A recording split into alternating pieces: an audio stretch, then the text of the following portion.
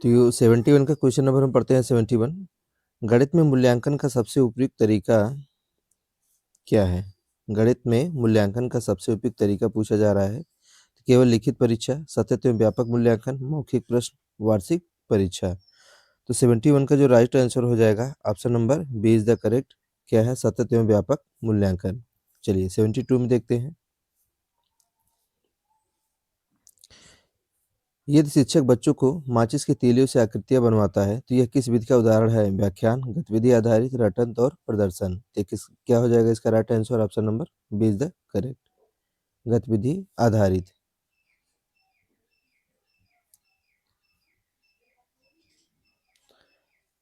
गणितीय समस्या समाधान में पहला चरण होता है समाधान जांचना, समस्या को समझाना, सूत्र लगाना और उत्तर लिखना। इसका राइट आंसर क्या है? Option number B is the correct. निम्न में से कौन गणितीय भाषा भाग नहीं है? प्रतीक, आरेख, भावनाएं और संख्याएं। देखेंगे दो, तो भावनाओं से रिलेटेड, इमोशन से रिलेटेड गणित में कोई जगह नहीं होती है, तो option number C is the correct. अगला क्या है? यदि कोई बच्चा गणित में अच्छा है लेकिन शब्द समस्याओं में कमजोर है तो मुख्य कारण हो सकता है। ये क्वेश्चन बहुत ही अच्छा है, 1 नंबर का क्वेश्चन है, इंपॉर्टेंट क्वेश्चन है, सीटेड लेवल का है। सीटेड में ऐसे क्वेश्चन आपको मिलेंगे देखने को बार बार। यदि कोई बच्चा गणित में अच्छा है लेकिन सब समस्याओं में कमजोर है तो मुख्य कारण हो सकता है स्मृति में कमी, भाषा संबंधी समस्या, बुद्धि की कमी और अभ्यास अधिक होना। तो ये क्या हो जाएगा? Option number B is the correct, भाषा संबंधी समस्या। 75 का राइट आंसर हो गया बी। तो अगला क्वेश्चन हम देखते हैं। गणित में सहपाठी अधिगम, पीयर लर्निंग से क्या लाभ होता है? सहपाठी अधिगम, प्रतिस्पर्धा बढ़ती है, सहयोग और समझ बढ़ती है, समय नष्ट होता है, शिक्षक की भूमिका समाप्त होती है। तो इसका राइट आंसर क्या हो जाएगा? ऑप्शन नंबर बी, सहयोग और समझ बच्चों के अंदर बढ़ जाती है। अगर बच्चे ग्रुप में करते हैं, अपने क्लासमेट्स के साथ करते हैं, बेस्ट फ्रेंड के साथ करते हैं, तो इम्पैक्ट आता है कि सहयोग और जो समझ होती है दोनों डेवलप हो जाती है। अगला क्वेश्चन, गणितीय अवधारणाओं को जीवन से जोड़ने का सर्वोत्तम तरीका है? जो गणितीय अवधारणाएं होती हैं अगर उनको जीवन से जोड़ने का काम किया जाए तो किस माध्यम से, किस तरीके से किया जा सकता है? कठिन प्रश्न, दैनिक जीवन की समस्याएं, लंबा गृहकार, परीक्षा। तो राइट आंसर क्या हो जाएगा? Option number B. निम्न में से कौन गणितीय कौशल नहीं है? निम्न में से कौन गणितीय कौशल नहीं है? यहाँ पे पूछा गया नहीं है। अनुमान लगाना, तर्क करना, समस्या समाधान, याद करना। तो 78 का जो राइट आंसर हो जाएगा ऑप्शन नंबर क्या हो जाएगा? 78, ऑप्शन नंबर डी, याद करना। ये कोई गणितीय कौशल नहीं होता है। गणित में त्रुटि विश्लेषण का उद्देश्य है, गणित में त्रुटि विश्लेषण का उद्देश्य है दंड देना, अंक काटना, सीखने की कठिनाई को समझना, तुलना करना। क्या है? त्रुटि विश्लेषण का उद्देश्य है, यानी अगर कोई बच्चा जब त्रुटियां करता है, गलतियां करता है, तो उसका विश्लेषण क्यों किया जाता है। ठीक, तो 79 का जो राइट आंसर है ऑप्शन नंबर सी, सीखने की कठिनाइयों को समझना। अब यहाँ पे क्या है? एक शिक्षक बच्चों को क्यों और कैसे प्रश्न पूछने के लिए प्रेरित करता है? ये किसका संकेत है? कोई भी टीचर है अगर बच्चों को कह रहा है क्यों और कैसे से रिलेटेड प्रश्न पूछने के लिए प्रेरित कर रहा है, तो इसका मतलब क्या है? वो रटंत अधिगम, यांत्रिक अधिगम, एचओटीएस विकास और दंडात्मक शिक्षण। तो इसका क्या हो जाएगा? एचओटीएस। दैट मीन्स क्या होता है? Higher order thinking skills. वो टीचर इसमें डेवलप करना चाहता है कि बच्चों के अंदर कि हायर लेवल की थिंकिंग डेवलप हो, स्किल्स डेवलप हो, जैसे बच्चे क्यों और कैसे से रिलेटेड सवाल पूछना स्टार्ट करें। अगला क्या है? गणित शिक्षण में टीएलएम का उपयोग क्यों आवश्यक है? अगर मैथ टीचिंग में हम देखेंगे तो TLM that mean teaching learning material का यूज जो होता है वो उपयोग आवश्यक क्यों माना गया है? ठीक है, समय बचाने के लिए, अवधारणाओं को मूर्त बनाने के लिए, केवल सजावट के लिए, परीक्षा में अंक बढ़ाने के लिए। ठीक है, तो राइट आंसर क्या हो जाएगा? Option number B. यदि बच्चा किसी समस्या को हल कर सकता है लेकिन समझा नहीं सकता है तो कमी है। बच्चे समस्या को समझ रहे हैं, हल भी कर सकते हैं, लेकिन अगर उसको समझाना है तो वो समझ ऐसा नहीं कर पा रहा है, तो इसमें कौन सी समस्या है? गणना में, भाषा एवं संप्रेषण में, तर्क में, अभ्यास में। तो 82 का जो राइट आंसर क्या हो जाएगा? ऑप्शन नंबर बी, भाषा एवं संप्रेषण में। बहुत बच्चे होते हैं, सब कुछ समझते हैं, लेकिन जब उनको बोलना हो, समझाना हो, तो बच्चे कुछ भी नहीं कर पाते हैं। तो उनके अंदर क्या होती है? एक भाषा की समस्या होती है, एक संप्रेषण दैट मीन्स कम्युनिकेशन की समस्या होती है। गणित में खोज विधि डिस्कवरी मेथड का प्रवर्तक माना जाता है। यानी जो डिस्कवरी मेथड है गणित में, वो किसको माना जाता है? स्किनर को, ब्रूनर को, पियाजी को, थॉर्नडाइक को। तो गणित में जो खोज विधि होती है, डिस्कवरी मेथड होता है, उसके जो जनक हैं, फादर हैं, किनको माना जाता है? ब्रूनर को। ठीक। गणित शिक्षण में शिक्षक की सर्वोत्तम भूमिका होती है नियंत्रक, सूचनादाता, मार्गदर्शक और परीक्षक। ये राइट आंसर क्या हो गया? ऑप्शन नंबर सी। टीचिंग कोई भी हो, टीचर की भूमिका वही होती है, हमेशा मार्गदर्शक ही होती है। निम्न में से कौन गणितीय अधिगम का संकेतक है? केवल सही उत्तर, समस्या समाधान की प्रक्रिया, रटना, डर। तो क्या है right answer? Option number B.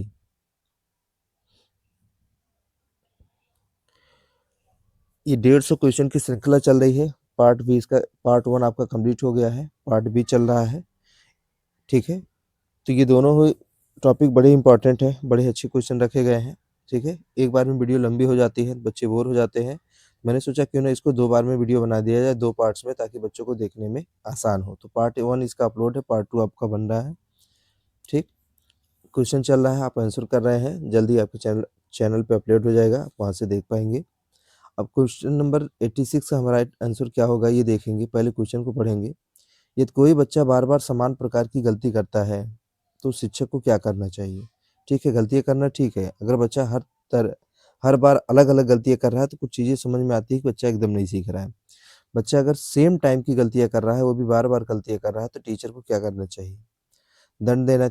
ये तो कभी नहीं होता है, एनएपी भी नहीं करती है, गवर्नमेंट से लेके, सरकार से लेके, जितने भी सिस्टम है, कोई भी नहीं कहते हैं कि बच्चों को दंड देना चाहिए। ठीक है।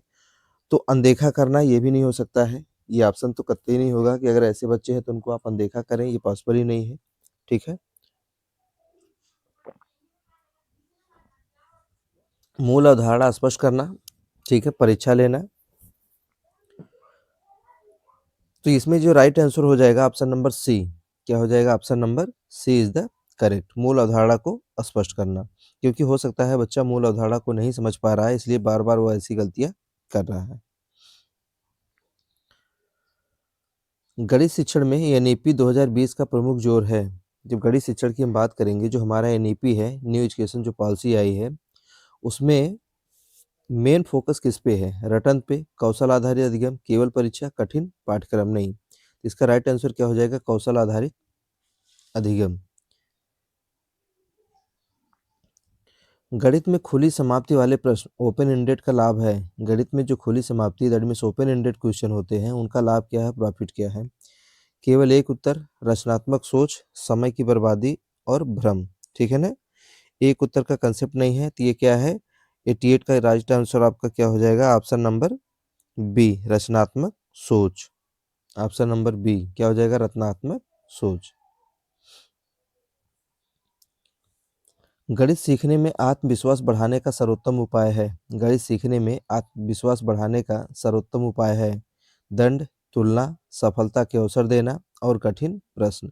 तो गणित सीखने में अगर किसी का कॉन्फिडेंस आप बूस्ट करना चाहते हैं, उसको बढ़ाना चाहते हैं, तो उसका बेस्ट वे ये है कि उसके लिए आप थोड़ा-सा क्या करेंगे, उसको चांस देंगे। क्या देंगे? चांस। अगर उसको चांस देंगे तो बच्चा अच्छा कर पाएगा। ठीक? गलत उत्तर भी सीखने का अवसर है। गलत उत्तर भी सीखने का अवसर है। यह कथन किस शिक्षक दृष्टिकोण से है? देखिए, एक बार इंटरव्यू में डॉक्टर एपीजे अब्दुल कलाम से पूछा गया था कि फेल का मीनिंग क्या होता है अगर कोई बच्चा फेल हो रहा है, तो उन्होंने बताया था एफ से फर्स्ट अटेम्प्ट इन लर्निंग। ठीक है ना? तो उन्होंने बताया था कि फेल होना भी एक क्या है, अवसर होता है, सीखने का पहला प्रयास होता है। तो यहाँ पे अगर कोई बच्चा गलत उत्तर दे रहा है, तो उससे भी हम क्या कर सकते हैं, वो एक सीखने का अवसर होता है। क्योंकि जब बच्चा गलत उत्तर देगा, ठीक है, तो उसको टीचर समझाएँगे, बताएँगे, कांसेप्ट बताएँगे, तो वो भी होता है, वो बच्चा पूरी तरीके से उस कांसेप्ट को सीख जाएगा। तो ये यहाँ पे 90 का जो राइट आंसर हो जाएगा, ऑप्शन नंबर क्या हो जाएगा? बी, वो होता है रचनावादी अवसर। भाषा अधिगम और भाषा शिक्षण में अंतर है। भाषा अधिगम और भाषा शिक्षण, देखिए भाषा अधिगम अलग है, भाषा शिक्षण अलग है, दोनों में डिफरेंस होता है। कोई नहीं, अधिगम प्राकृतिक है, शिक्षण अवचेतन है, दोनों समान है। ठीक है, तो इसका 91 का जो राइट आंसर क्या करना है, आपको कमेंट करके बताना है। ये आपके लिए क्या है, होमवर्क है। होमवर्क इसलिए दिया जा रहा है कि ये 3 क्वेश्चन आपके लिए होमवर्क होगा, 91, 92 और 93। ये मोस्ट इंपॉर्टेंट क्वेश्चन है, आपको कमेंट करके बताना है ये इसका राइट आंसर क्या है। मैं ये ऐसा क्यों कह रहा हूँ, क्योंकि भाषा अधिगम और भाषा शिक्षण आप सीडीपी में, चाइल्ड डेवलपमेंट में, मनोविज्ञान में आपने बहुत बार पढ़ा है, तो इसलिए इसको क्या करना है, इसका राइट आंसर आपको कमेंट बॉक्स में बताना है, इसका राइट आंसर क्या है। चलिए अगला क्वेश्चन देखते हैं। क्वेश्चन नंबर 92 जो है वो भी आपका क्या है, होमवर्क है। तो कम्युनिकेटिव अप्रोच का लक्ष्य है व्याकरण, अनुवाद, संप्रेषण क्षमता और रचना। तो आपको क्या करना है, कमेंट करना है कि इसका राइट आंसर क्या है, ताकि और लोगों को भी पता चल सके। बाद में मैं अगली वीडियो में इस तीनों क्वेश्चन के व्याख्या सहित आंसर लेके आऊँगा, जो आपको मैं बताऊँगा। ठीक, 93 भी है। 1 नंबर का क्वेश्चन है, रीडिंग फॉर जेस्ट का अर्थ है शब्दार्थ, मुख्य विचार, व्याकरण और उच्चारण। रीडिंग फॉर जेस्ट 1 नंबर का क्वेश्चन है, इसलिए मैं आपको क्या कर रहा हूँ, इसको कमेंट करके बताना है इसका राइट आंसर। ठीक, ये आपके लिए होमवर्क है। अब आ जाइए 94 पे, फिर हमारा स्टार्ट होता है आंसर्स के साथ। भाषा अर्जन लैंग्वेज क्या है, एक्विजिशन और भाषा अधिगम लैंग्वेज लर्निंग में मुख्य अंतर है। दोनों समान है, अर्जन स्वाभाविक होता है, अधिगम अवचेतन होता है, दोनों परीक्षा आधारित है।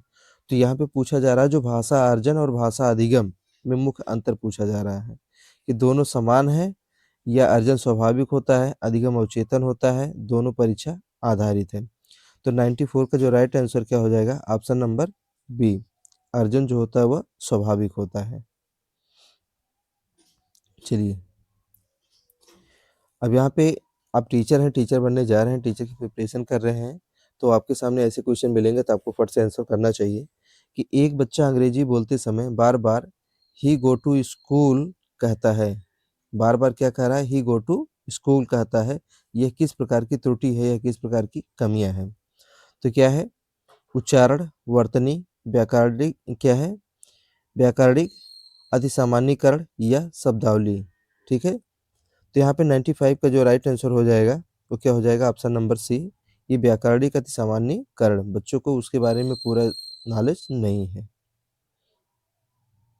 अगला question, communicative language teaching CLT का मुख्य उद्देश्य क्या है? कभी कभी इसका पूरा नाम भी पूछ लिया जाता है, इसका फुल फॉर्म क्या है। तो कम्युनिकेटिव लैंग्वेज टीचिंग में का मुख्य उद्देश्य क्या है, व्याकरण नियम रटना, अनुवाद क्षमता, संप्रेषण संप्रेषण क्या है, दक्षता, साहित्य ज्ञान। तो 96 का जो राइट आंसर क्या हो जाएगा, ऑप्शन नंबर सी, संप्रेषण दक्षता। आपके अंदर कम्युनिकेशन स्किल को डेवलप किया जाता है किससे, कम्युनिकेटिव लैंग्वेज टीचिंग से। उसमें बताया जाता है कि बच्चों को बातचीत कैसे करना है, अपनी बातें कैसे रखनी है, शुरुआत कैसे करनी है, उससे बच्चों के अंदर कम्युनिकेशन स्किल्स डेवलप होती है।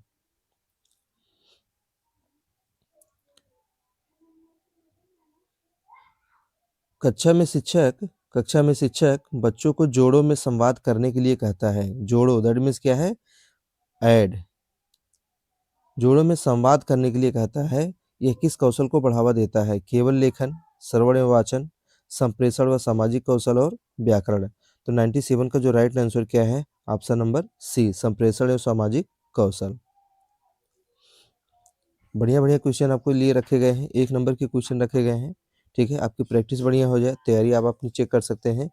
ये जितने भी क्वेश्चन रखे गए हैं ये मान के चलिए कि सीटेड लेवल के हैं, सीटेड से हाई लेवल के क्वेश्चन रखे गए हैं, जिससे आपकी तैयारी का लेवल बढ़िया हो, आप अच्छे मार्क्स गेन कर पाएँ। ठीक है, यदि शिक्षक बच्चे की त्रुटि को तुरंत नहीं सुधारता तो इसका उद्देश्य है। अगर देखिए कोई भी बच्चा गलती करता है तो ये उसका बेस्ट सॉल्यूशन होता है कि उस त्रुटि को, उस गलती को तुरंत सुधार लिया जाए। अगर वो तुरंत नहीं सुधारता है तो इसका ऑब्जेक्ट क्या है, त्रुटि बढ़ाना, आत्मविश्वास बनाए रखना, अनुशासन ढीला करना, समय बचाना। ठीक है, तो 98 का जो राइट आंसर क्या है, बी, आत्मविश्वास बनाए रखा। ठीक है ना? तो इसका एक ऑब्जेक्ट ये होता है कि बच्चों के अंदर कॉन्फिडेंस डेवलप करता है कि अगर कोई त्रुटि कर रहा है, कोई गलती कर रहा है, तो उसको हम तुरंत पनिशमेंट नहीं करेंगे, उसको थोड़ा-सा समझाएँगे, ठीक है? उसके बाद हम उसकी प्रॉब्लम को सॉल्व करेंगे। ठीक है, अगला क्वेश्चन क्या है? रीडिंग फॉर जेस्ट का अर्थ है, रीडिंग फॉर जेस्ट का अर्थ है शब्दार्थ समझना, व्याकरण पहचानना, मुख्य विचार समझना, उच्चारण सुधार। तो ये क्वेश्चन आपका होमवर्क भी मैंने दिया था, अब उसको मैं राइट आंसर भी आप चेक कर लीजिए क्या है ये। रीडिंग फॉर जेस्ट का अर्थ होता है मुख्य विचार समझना, जो मेन स्ट्रीम होता है, जो मुख्य आइडियाज होते हैं उसको समझना। यहाँ पे एक बच्चा सी इज प्लेइंग की जगह क्या है, सी इज प्लेइंग की जगह सी इज प्लेइंग कहता है, ये किस कारण से है? ठीक है, दोनों में अगर आपको डिफरेंस कुछ दिख रहा है, कुछ मिला, मैं बता दे रहा हूँ। यहाँ पे इज लगा है, यहाँ पे इज नहीं लगा। सी इज प्लेइंग की जगह क्या कह रहा है, सी प्लेइंग कहता है, ये किस कारण से है? ठीक है, मातृभाषा प्रभाव, अपूर्ण व्याकरणिक समझ, उच्चारण दोष, स्मृति समस्या। तो क्वेश्चन नंबर 100 का जो राइट आंसर हो जाएगा वो क्या है, अपूर्ण व्याकरणिक समझ। इसका मतलब क्या है कि बच्चे के अंदर अभी पूरा ग्रामर का नॉलेज नहीं है। अगर बच्चे के अंदर पूरा ग्रामर का नॉलेज होता तो बच्चा उस पूरे सेंटेंस को कंप्लीट बोलता। सी इज प्लेइंग की जगह सी प्लेइंग नहीं बोलता। ठीक, अगला क्या है क्वेश्चन, भाषा कक्षा में चित्रों का प्रयोग किस उद्देश्य से किया जाता है? ठीक है ना, भाषा जो कक्षा होती है, लैंग्वेज जो क्लासरूम होता है, उसमें जो इमेज है उसका प्रयोग किस उद्देश्य से किया जाता है? सजावट के लिए, रटना, अर्थ स्पष्ट करना और परीक्षा। देखिए, सजावट का तो कोई ऑप्शन ही नहीं है, रटना भी कोई ऑप्शन नहीं है, तो इसलिए अगर देखा जाए तो क्या हो जाएगा, अर्थ को स्पष्ट करने के लिए, क्लियर करने के लिए ही जो लैंग्वेज टीचिंग होती है, लैंग्वेज क्लासरूम होता है, उसमें इमेजेस लगाए जाते हैं, चित्र लगाए जाते हैं। ठीक, अर्थ स्पष्ट करने के लिए। निम्न में से कौन सा भाषा कौशलों का सही क्रम है? 1 नंबर का क्वेश्चन है, स्टैंडर्ड लेवल का क्वेश्चन है। इससे मैं गारंटी दे रहा हूँ कि एक 100% एक क्वेश्चन आपको मिलेगा। इससे रिलेटेड हो सकता है यही क्वेश्चन आपको मिल जाए, क्योंकि आपको बार-बार देखेंगे सीटेट एग्ज़ाम में कि इस चीज़ को अरेंज करने के लिए, मैच करने के लिए कोडिंग में दे दिया जाता है। क्वेश्चन आपको अरेंज करना होता है कि कौन पहले होगा, कौन बाद में होगा। ठीक है? तो पहले reading, writing, listening, speaking, listening क्या है? Listening, speaking, reading, writing, speaking, listening, writing क्या है? उसके बाद रीडिंग है, फिर राइटिंग है, रीडिंग है, लिसनिंग है और स्पीकिंग है। तो आपको इसमें बताना है कि इसका राइट आंसर क्या है। ठीक है? तो इसका जो राइट आंसर क्या है, बी है। तो सबसे पहले कोई भी बच्चा है उसको ध्यान से सुनना चाहिए, फिर बोलना चाहिए, फिर रीड करना चाहिए, उसको बाद-बाद में लिखना चाहिए। तो इसका राइट सीक्वेंस यही है। तो आप उसको कोड वर्ड में लिख सकते हैं, LSRW। क्या हो जाएगा? LSRW, लिसनिंग, स्पीकिंग, रीडिंग, उसके बाद राइटिंग। अगर ये LSRW भी याद रखेंगे तब भी आपका क्वेश्चन करेक्ट हो जाएगा। चलिए अगले क्वेश्चन। एक शिक्षक कहानी सुनाने के बाद बच्चों से अपने शब्दों में कहानी बताने को कहता है, ये यह किस कौशल का विकास करता है? व्याकरण, रचनात्मक अभिव्यक्ति, वर्तनी और अनुवाद। अगर आप इसमें देख पाएँगे कि जो टीचर है कब पहले कोई कहानी सुनाएँगे, स्टोरी आपको बताएँगे, उसके बाद कहेंगे आपसे कि इसको अपने इन ओन वर्ड्स में आपको बताना है इस कहानी को, ठीक है? तो ये क्या होता है, रचनात्मक अभिव्यक्ति होती है। Option number B is the correct. अब यहाँ पे क्या है? एरर एनालिसिस का मुख्य उद्देश्य है। एरर एनालिसिस का मुख्य उद्देश्य क्या होता है? दंड देना, तुलना करना, सीखने की कठिनाइयों को समझना और अंक घटाना। तो जो एरर एनालिसिस होता है, जो गलतियाँ होती हैं, त्रुटियाँ होती हैं, उसका जो एनालिसिस किया जाता है, उसका जो मेन टारगेट होता है, मेन एम होता है, लक्ष्य होता है कि कठिनाइयों को समझना। जो कठिनाइयाँ होती हैं उसको समझना।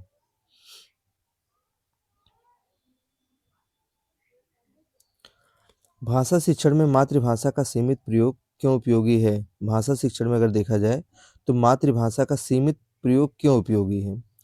अंग्रेजी को हटाने के लिए, अर्थ स्पष्ट करने के लिए, समय नष्ट करने के लिए, परीक्षा सरल करने के लिए।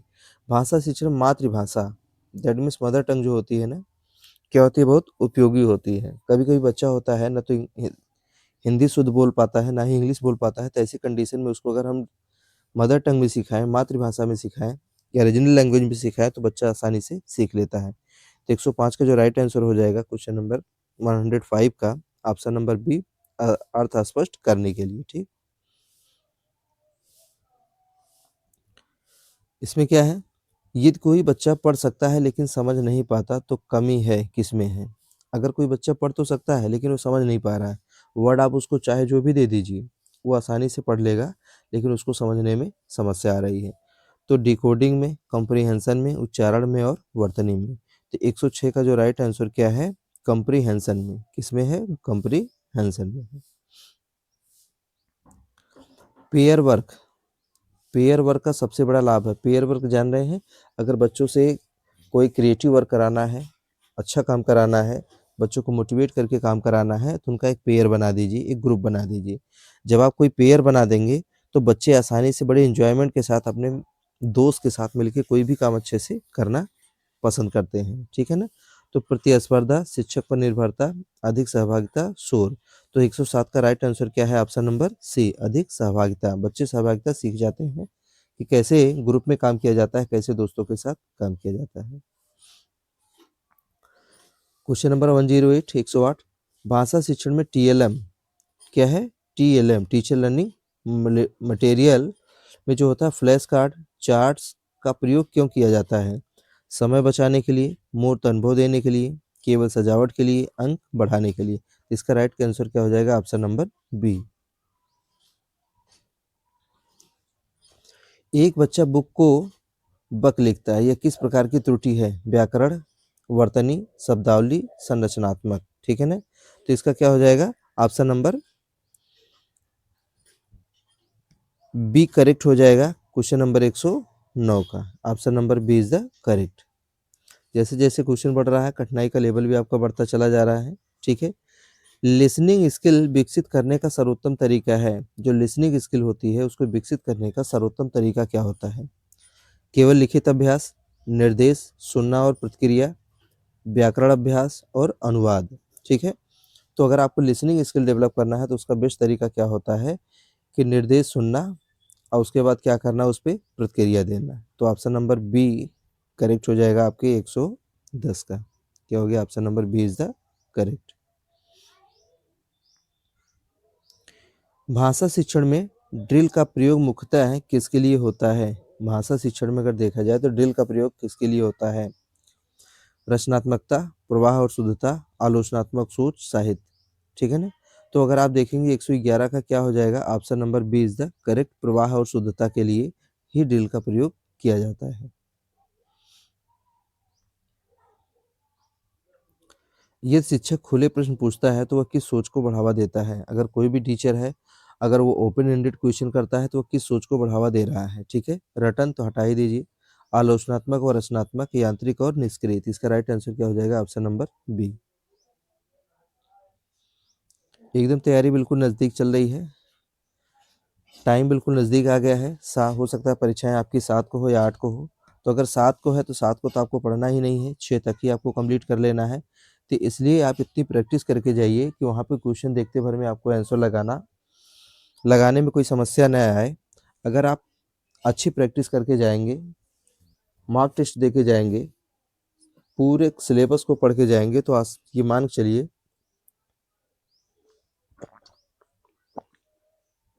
एग्जाम में आपको समस्याएं नहीं होंगी, ठीक है। तो उसका बेस्ट तरीका यही है कि ज़्यादा से ज़्यादा मॉक टेस्ट आप लगाएं, प्रैक्टिस करके जाएं, ताकि वहाँ पे समस्याओं को झेलना न पड़े, ठीक। तो 113 क्या है? अंग्रेजी कक्षा में, ये देखिए इंग्लिश की पेडागॉजी चल रही है। किसकी चल रही है? इंग्लिश की पेडागॉजी चल रही है। 120 तक रहेगा। अंग्रेजी कक्षा में रोल प्ले का उपयोग क्यों किया जाता है?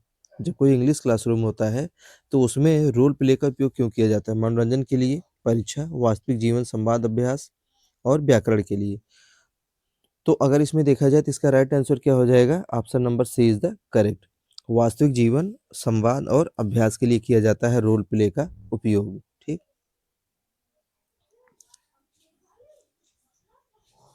भाषा सीखने में भय का सबसे बड़ा कारण क्या है? अगर कोई बच्चा भाषा सीखना चाहता है या सीखने का प्रयास कर रहा है, तो उसमें जो भय है, जो डर है, उसका मुख्य कारण क्या होता है? सबसे बड़ा कारण क्या होता है?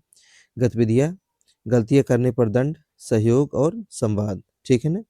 तो यहाँ आप 114 का देखेंगे, 114 का देखेंगे, जो राइट आंसर क्या हो जाएगा? ऑप्शन नंबर सी, सॉरी, 114 का जो राइट आंसर क्या है? बी, दंड, गलतियाँ करने पर दंड। जब कोई बच्चा गलतियाँ करता है, कोई टीचर उसको बार-बार पीटता है, मारता है, तो उसका एक इम्पैक्ट आता है, प्रभाव आता है कि वो बच्चा उससे डर जाता है, कभी भी अपनी बातें शेयर नहीं करता है। जब अपनी बातें शेयर नहीं करेगा, अपनी फीलिंग्स को नहीं बताएगा, तो भाषा सीखने में उसको प्रॉब्लम आएगी। क्लासरूम में अगर आपने देखा होगा, अगर आप टीचर हैं या टीचर बनने की तैयारी कर रहे हैं या अपने घर के बच्चों को आपने पढ़ाया होगा, तो जो बच्चा जितना ज़्यादा किसी से बातचीत करता है, किसी से डरता नहीं है, तो उसके अंदर फ्लुएंसी जो होती है ना, बोलने की जो शैली होती है, जो प्रवाह होता है, वो बहुत तीव्र होता है, वो बोलने में रुकता नहीं है, हिचकता नहीं है और उसकी भाषा शैली अच्छी हो जाती है। और जो बच्चे जितना डरते हैं, डर के माहौल में रहते हैं, जितना भय के माहौल में रहते हैं, उनके अंदर लैंग्वेज का डेवलपमेंट जो होता है, वो उतना कम होता है। ठीक? तो 114 हो गया, 14, उसके बाद राइट आंसर देखते हैं अगले का। एक शिक्षक बच्चों को शब्दकोश का प्रयोग सिखाता है, यह किस कौशल से जुड़ा है? अगर कोई भी टीचर है, बच्चों को शब्दकोश का प्रयोग सिखा रहा है, कैसे इसका यूज़ किया जाता है, तो वह किस कौशल से जुड़ा है? स्मृति से, स्व-अधिगम से, लेखन से, अनुवाद से? इसका राइट आंसर क्या हो जाएगा? ऑप्शन नंबर बी, स्व-अधिगम। ठीक है? क्या हो जाएगा? स्व-अधिगम। उसके बाद अगला क्या है? भाषा मूल्यांकन का सर्वोत्तम तरीका क्या है? 116, भाषा मूल्यांकन का सर्वोत्तम तरीका क्या है? लिखित, केवल लिखित परीक्षा, सतत एवं व्यापक, वार्षिक परीक्षा, केवल मौखिक। तो इसमें आप देखेंगे तो इसका जो राइट आंसर क्या हो जाएगा 116 का? ऑप्शन नंबर बी, सतत एवं व्यापक मूल्यांकन। किसी भी भाषा का अगर आपको मूल्यांकन करना है, तो उसके लिए ज़रूरी होता है कि उसका आप लगातार मूल्यांकन करिए और व्यापक लेवल पर, बड़े पैमाने पर करिए, तब जाके उसका मूल्यांकन आप कर पाएँगे। ठीक? अगर कंटिन्यूटी आपने लैग किया, तो मान के चलिए मूल्यांकन करना आपका यूज़लेस हो जाएगा, बेकार हो जाएगा। चलिए, 101% टॉप लेवल का क्वेश्चन आपकी स्क्रीन पे है। यदि बच्चा अंग्रेजी समझता है पर बोलने में झिझकता है, तो शिक्षक को क्या करना चाहिए? ये सीबीएसई बोर्ड की सबसे बड़ी प्रॉब्लम है, जो बच्चे ग्रामीण लेवल के हैं, गाँव स्तर पे तैयारी कर रहे हैं, स्कूल खोले गए हैं, तो वहाँ पे आप देखेंगे कि जितने भी बच्चे होते हैं जो क्लास करते हैं, उनमें से केवल 2 से 3% ही बच्चे इंग्लिश में बात कर पाते हैं। ठीक? उसका मेन रीज़न यही होता है कि बच्चों को एनवायरनमेंट नहीं मिलता है, ना तो स्कूल में मिलता है, ना ही, क्योंकि स्कूल में जो इंग्लिश के टीचर होते हैं वही स्पीकिंग करते हैं, बाकी जो रेस्ट ऑफ द टीचर होते हैं, बहुत रेयर केस में करते हैं, ठीक है? अब घर पे आते हैं बच्चे अपनी मदर टंग में, रीजनल टंग में बात करते हैं, तो उसका एक इम्पैक्ट आता है, तो हमेशा वो इंग्लिश बोलने से झिझकते हैं। तो इसके लिए अब आपको बताना है कि आप शिक्षक बनने जा रहे हैं, तो शिक्षक को क्या करना चाहिए ऐसी कंडीशन में? उसको दंड देना है, तब तो एकदम नहीं बोलेगा, वो कहेगा इंग्लिश हम छोड़ ही देंगे। बोलने के अवसर देना, अनदेखा करना, लिखित कार्य बढ़ाना। देखिए अनदेखा करेंगे तो भी गलत है, अगर लिखित कार्य बढ़ाएँगे तो भी गलत है, तो सबसे बेस्ट ऑप्शन इसका क्या हो जाएगा? ऑप्शन नंबर बी, कि उसको आप बोलने का अवसर दीजिए। जितना बोलने का अवसर देंगे, बच्चा उतना ज़्यादा उसको सीख पाएगा, उसकी जो हेजिटेशन है, जो झिझक है, आसानी से दूर हो जाएगी। एनईपी 2020 के अनुसार भाषा शिक्षण होना चाहिए। अगर एनईपी 2020 के अनुसार आप बात करेंगे, तो जो भाषा शिक्षण है, वो कैसा होना चाहिए? ठीक है ना? परीक्षा केंद्रित होना चाहिए, रटन आधारित होना चाहिए, बहुभाषी और संवादात्मक होना चाहिए या केवल अंग्रेजी माध्यम होना चाहिए। तो इस माध्यम से अगर देखेंगे, तो आजकल इसका तो एकदम पूरी तरीके से कमर्शियलाइज़ेशन हो गया है, व्यवसायीकरण हो गया है। स्कूल में ही किताब मिलनी है, स्कूल में ही सब कुछ होना है, तो इसका व्यवसायीकरण हो गया है। तो अगर यहाँ पे देखेंगे एनईपी 2020 के अनुसार देखेंगे, तो भाषा शिक्षण आपकी कैसी होनी चाहिए? बहुभाषी होनी चाहिए और संवादात्मक होनी चाहिए, ठीक है ना? बाइलिंगुअल लैंग्वेज होनी चाहिए। 119, भाषा कक्षा में शिक्षक की सर्वोत्तम भूमिका क्या है? जो भाषा कक्षा होती है, लैंग्वेज की क्लास होती है, उसमें शिक्षक की, टीचर्स की भूमिका कैसी होती है? नियंत्रक की, सूचनादाता, सहायक व मार्गदर्शक और परीक्षक की। तो राइट आंसर क्या हो गया? Option number C. ये तो बिल्कुल इजी रखा गया है, इजी टू मॉडरेट रखा गया है। अब देखिए ये आ गया 1 नंबर का क्वेश्चन आपके सामने। ठीक है, गलतियां भाषा सीखने का स्वाभाविक भाग है। ठीक है, हमने पहले ही बताया कि डॉक्टर एपीजे अब्दुल कलाम से पूछा गया फेल का मीनिंग, तो उन्होंने बताया फर्स्ट अटेम्प्टिंग लर्निंग। तो कोई भी गलतियां करेंगे तो गलतियां करना जो होता है वो सीखने का एक स्वाभाविक भाग होता है, उसका पार्ट होता है। अगर कोई बच्चा बार बार गलती कर रहा है तो इसका मतलब ये नहीं है कि वो कुछ नहीं सीख पाएगा, हो सकता है वो आपसे ज़्यादा भी सीख ले। ठीक है, अब ये पूछा जा रहा है कि किस दृष्टिकोण से जुड़ा है, दंडात्मक, व्यवहारवादी, संप्रेषणात्मक और यांत्रिक। तो 120 का जो राइट आंसर क्या हो जाएगा? ऑप्शन नंबर सी, संप्रेषणात्मक। क्या है? संप्रेषणात्मक। कभी कभी कम्युनिकेशन गैप की वजह से, कम्युनिकेशन जब लैक होता है, जब हम बच्चों से बातचीत नहीं करते हैं, बच्चों को चांस नहीं देते हैं, बच्चों के अवसर नहीं देते हैं, तो उसका भी एक इम्पैक्ट होता है, प्रभाव होता है कि बच्चे जो होते हैं ना, भाषा सीखने में हमेशा गलतियाँ करते हैं और वो उसका एक पार्ट हो जाता है स्वाभाविक रूप से। भाषा कौशलों की सही क्रमबद्धता है, भाषा कौशलों की सही क्रमबद्धता है। ये क्वेश्चन नंबर 121 है। क्या है? 121 है। भाषा कौशलों की सही क्रमबद्धता क्या है? अब आप इसमें देखेंगे आपको क्या मिलेगा।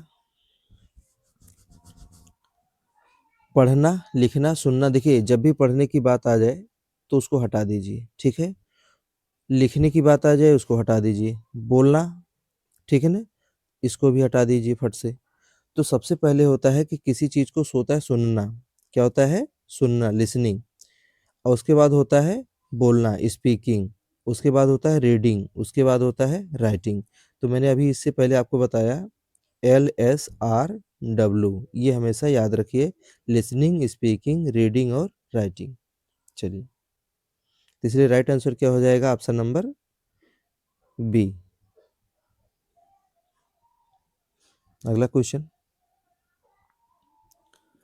भाषा शिक्षण का मुख्य उद्देश्य क्या है? यानी जो भाषा शिक्षण है उसका मुख्य उद्देश्य क्या है? व्याकरण, साहित्य, संप्रेषण और परीक्षा। इसका राइट आंसर क्या हो जाएगा? Option number C. त्रुटि विश्लेषण का उद्देश्य है दंड देना, सुधार की योजना, अंक काटना, तुलना। तो इसमें राइट आंसर क्या हो जाएगा? सुधार की योजना। रचनात्मक लेखक में शिक्षक की भूमिका होती है। अगर कोई क्रिएटिव राइटिंग कराया जा रहा है तो उसमें टीचर जो होते हैं ना, टीचर की क्या भूमिका होती है, उसका क्या रोल होता है? आलोचक की, परीक्षक की, सहायक की और नियंत्रक की। देखिए ना तो नियंत्रक है, ना तो आलोचक है, ना ही परीक्षक है, वो कैसा है? सहायक है। ठीक है, टीचर को हमेशा क्या माना गया है? फैसिलिटेटर माना गया है, को आपको सहायता प्रोवाइड करेगा, आपको सुविधा प्रोवाइड करेगा। तो भाषा शिक्षण का मुख्य उद्देश्य क्या है? व्याकरण नियम रटना। पहला क्या है? व्याकरण नियम रटना। दूसरा आपका है साहित्यिक ज्ञान। सी वाला क्या है? प्रभावी संप्रेषण क्षमता है। और परीक्षा उत्तीर्ण करना। तो भाषा शिक्षण का जो मुख्य उद्देश्य होता है वो क्या होता है? प्रभावी संप्रेषण क्षमता को डेवलप करना। Option number C is the correct. मैंने कल उसे देखा, इस वाक्य में उसे क्या है? अब ये हिंदी शिक्षण से रिलेटेड आपका क्वेश्चन तैयार हो गया है हिंदी भाषा पे।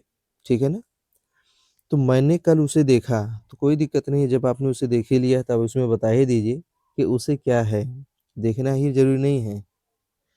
अब इसमें संज्ञा है, सर्वनाम है, विशेषण है और क्रिया है। तो 126 का जो राइट आंसर हो जाएगा ये क्या है? सर्वनाम। मैंने उसे देखा, उसे क्या है?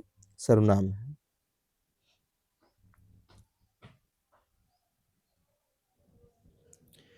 एक बच्चा बार बार लड़की गया लिखता है, यह किस प्रकार की त्रुटि है? लड़की गई नहीं लिखता है, लड़की गया लिखता है, तो किस प्रकार की त्रुटि है? वर्तनी की, लिंग सामंजस्य की, काल की, कारक की। तो इसमें 127 का जो राइट आंसर हो जाएगा ऑप्शन नंबर बी, लिंग सामंजस्य की। वो मेल एंड फीमेल्स में या गर्ल एंड बॉय में कोई डिफरेंस नहीं कर पा रहा है, इसलिए वैसा लिख रहा है कि अगर कोई मेल है तो उसके लिए क्या यूज होगा, अगर फीमेल है तो उसके लिए क्या यूज होगा।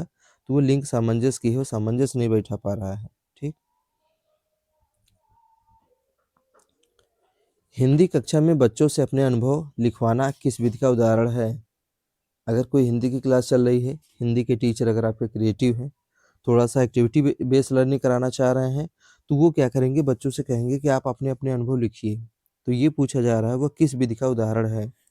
या रटन विधि का, व्याख्यान विधि का, अभिव्यक्तिपरक विधि का या अनुवाद विधि का? आप फट से बताइए। तो 100 जो 28 है उसका राइट आंसर क्या हो जाएगा? अभिव्यक्तिपरक विधि। ठीक है ना? और ये सीखने की जितनी विधियाँ हैं, उस पे एक कंप्लीट क्लास बना के चैनल पे अपलोड की गई है। वो पूरी की पूरी वीडियो देख के कंसेप्चुअल क्लास आप वहाँ से कर सकते हैं। ठीक? चलिए। राम ने फल खाया, इस वाक्य में कौन-सा कारक है? राम ने फल खाया, इसमें कारक पूछा गया है। तो कारक की पूरी क्लास चैनल पे अवेलेबल है। आप वहाँ देख सकते हैं। ठीक है? इसमें कौन-सा कारक है? कर्म, करण, अपादान और कर्ता। तो इसका राइट आंसर क्या हो जाएगा? Option number D. ठीक है ना? राम ने फल खाया, राम के द्वारा कर्म किया जा रहा है। क्या किया जा रहा है? फल को खाया जा रहा है, इसलिए कर्ता कारक हो जाएगा। चलिए।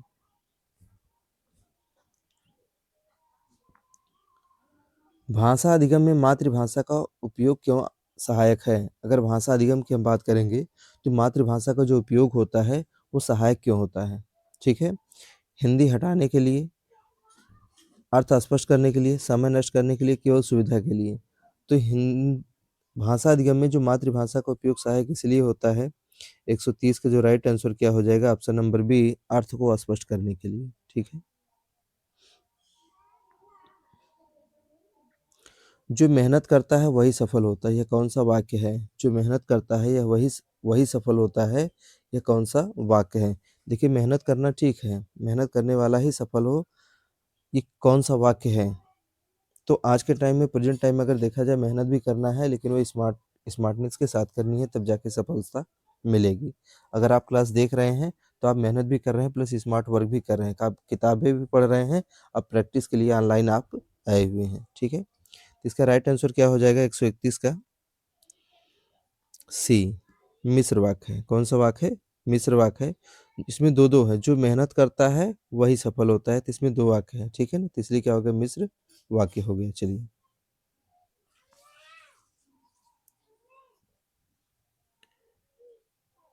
यदि शिक्षक बच्चों की भाषा त्रुटियों को सीखने का अवसर मानता है, तो यह किस दृष्टिकोण का से जुड़ा है?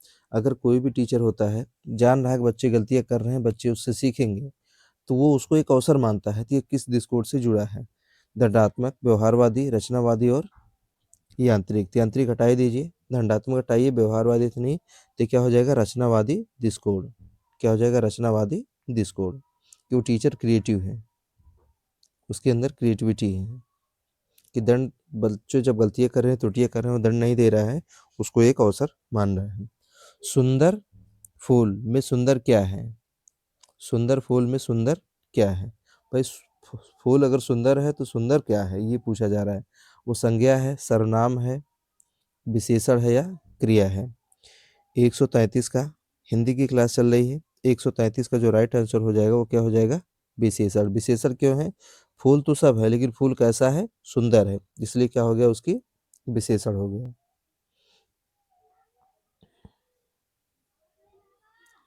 हिंदी शिक्षण में चित्रों का प्रयोग मुख्यतः किस लिए किया जाता है? अगर हिंदी शिक्षण की हम बात करेंगे, तो चित्रों का प्रयोग किस लिए किया जाता है? सजावट के लिए, रटंत, अर्थबोध और मूल्यांकन के लिए। तो चित्रों का जो प्रयोग किया जाता है, उसका मेन पर्पस जो होता है, किसके लिए होता है? वो मूल्य क्या है? 134। तो 134 का जो राइट आंसर क्या है? अर्थबोध के लिए। ठीक है ना? चलिए अगला। एक बच्चा खाना खाया लिखता है, एक बच्चा खाना खाया लिखता है, यह किस प्रकार की त्रुटि है? ठीक है ना? वर्तनी की, काल की, वचन की और कारक की। 135 का जो राइट आंसर क्या है? ऑप्शन नंबर बी, काल की। तो उसको ये नहीं पता है कि हम किस काल में है, वर्तमान में है, भूत में है, भविष्य में है। ठीक है ना? जब उसको काल का नॉलेज हो जाएगा, समय का नॉलेज हो जाएगा, तो वो आसानी से लिखना स्टार्ट करेगा कि एक बच्चा खाना खाया लिखता है, तो उसमें कौन सी कमी है? काल की कमी है।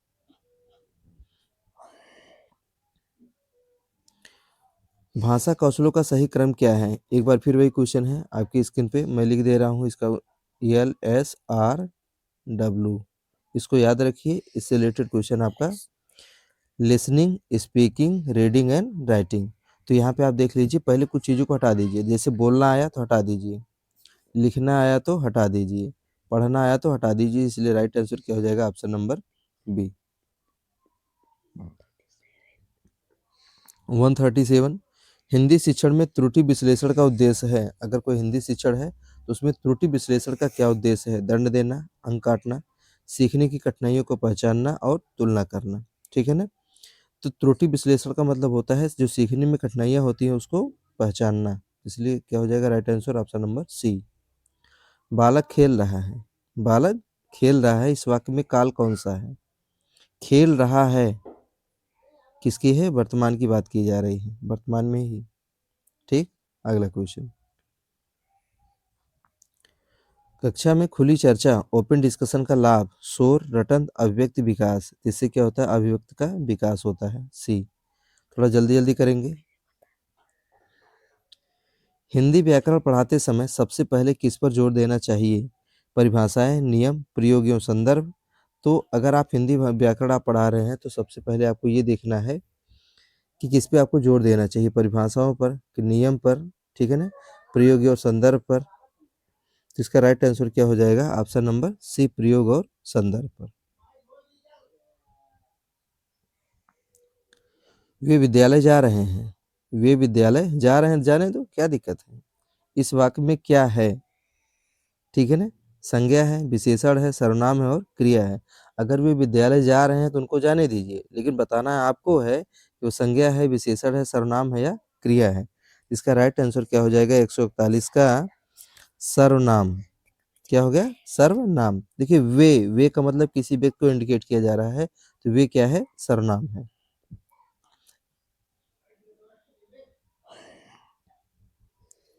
एक शिक्षक कहानी के अंत को बदलने के लिए बच्चों से कहता है, एक शिक्षक कहानी के अंत को बदलने के लिए बच्चों से कहता है, यह किसका, यह किसको विकसित करता है?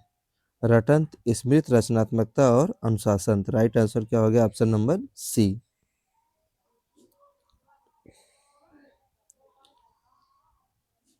हिंदी में वचन की त्रुटि का उदाहरण है, हिंदी में वचन की त्रुटि का उदाहरण है। लड़का आया, लड़के आया, लड़की आई, बच्चे खेल रहे हैं। इसका राइट आंसर क्या है? लड़के आया। राइट आंसर क्या हो जाएगा? 143 का बी, लड़के आया। यहाँ पे ये स्टेट क्या कहते हैं, वाक्य आपका गलत है। 144, 5-6 क्वेश्चन और बचे हैं, फटाफट देख लेते हैं। ठीक है, क्योंकि पार्ट 1 इसका अपलोड हो चुका है, आप देख लीजिए, उसमें भी 70 क्वेश्चन हैं। अब उसके बाद बाकी जो बचे क्वेश्चन हैं सेकंड पार्ट में, ताकि आपको पढ़ने में समस्या ना हो, क्योंकि बात देखा जाता है कि बच्चे बड़ी क्लास को करने से बोरियस फील करते हैं, इसलिए क्या है कि दूसरे पार्ट में बाकी क्वेश्चन आपको दिए जा रहे हैं। तो भाषा मूल्यांकन का सर्वोत्तम तरीका क्या है? केवल लिखित परीक्षा, केवल मौखिक, सतत एवं समग्र मूल्यांकन, ठीक है ना, तो वार्षिक परीक्षा। तो भाषा मूल्यांकन का सर्वोत्तम तरीका एक बार और भी पूछा गया है, तो इसलिए इसका राइट आंसर क्या हो जाएगा? ऑप्शन नंबर सी, सतत एवं व्यापक मूल्यांकन। सीता ने किताब पढ़ी, तो हम क्या करें भाई? हमको आंसर बताना है ना। सीता ने अगर किताब पढ़ी है तो आंसर तो हमको न बताना है कि इस वाक्य में किताब क्या है। वर्ड से बताइए। कर्ता है, कर्म है, करण है, अपादान है, कारक पूछा जा रहा है। सीता ने किताब पढ़ी, सीता ने पढ़ी, क्या पढ़ी? किताब पढ़ी। किताब क्या है? वर्ड से बताइए। तो ये क्या है? ऑप्शन नंबर बी, कर्म। किताब को पढ़ा जा रहा है, कर्म किया जा रहा है। हिंदी शिक्षण में बाल केंद्रित दृष्टिकोण का अर्थ है, मतलब सब कुछ किस पे है? बालक के ऊपर है। वो जैसा भी है उसको पढ़ाना है, समझाना है, सिखाना है, यही होता है बाल केंद्रित दृष्टिकोण। ठीक है ना। शिक्षक प्रधान, पाठ्यपुस्तक प्रधान, बच्चों की रुचि व अनुशासन पर आधारित, परीक्षा केंद्रित। ऑप्शन नंबर सी क्या है इसका राइट आंसर है। तेज दौड़ता हुआ घोड़ा, इसमें दौड़ता हुआ क्या है? घोड़ा तो दौड़ रहा है, लेकिन कैसे दौड़ रहा है? तेज दौड़ रहा है।